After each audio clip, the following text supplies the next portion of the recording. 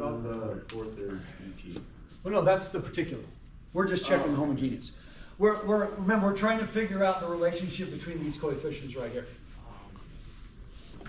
So,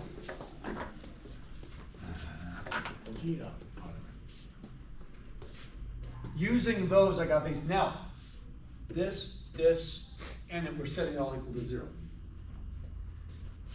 So what have I got? I've got 2 times this, so 8c1 e to the 4t, minus 5 of these, and again, I'm only looking at the homogeneous, plus this, and that all is supposed to equal 0. Oh, it's the homogeneous. Because I'm only doing the homogeneous. Now, if I do the same thing, just for fun, let's do the second line over. Just for that. Let's do the second line.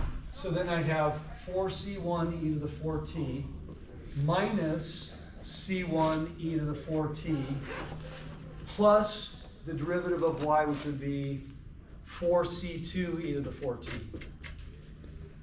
Okay? Now, what does my top equation yield? 3c1 e to the 4t's plus 4c2. What does my second equation yield?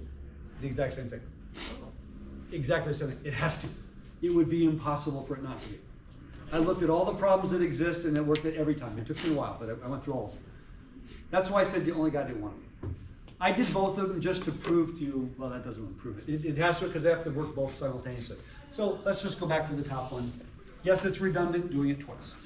I've got now 3c1 e to the 4t's plus 4c2 e to the 4t's equals 0. So doesn't that mean that 3c1 must be the negative of 4c2? Why is it equal to 0 and not either? Because we're solving the homogeneous. This is only for the homogeneous. ET in particular? This came from the particular, right. Okay. This came from the particular. Remember how earlier we matched the coefficients? Because I can't have these two coefficients be different. Okay, It kind of won't like work. the one thing that we did a few days The ago. very beginning of today, we did this. Okay. And I know it feels like a few days ago, but. So how do you want to say it, or does it matter? Yes, I'll see when you. You want to say C1 equals negative 4/3 C2? Yeah. Okay, so now we're going to rewrite this and.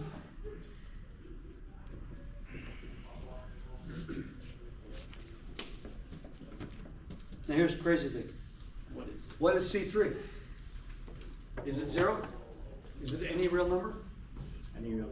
It's any real number because it's going to disappear with the derivative. Is there any way to ever find the value of C3? Yeah. Initial condition. Oh, okay. So do you sweat it? Not at all. Not the funnest problem in the world, I know. But it's certainly not the hardest problem either. Okay? Go ahead and stop.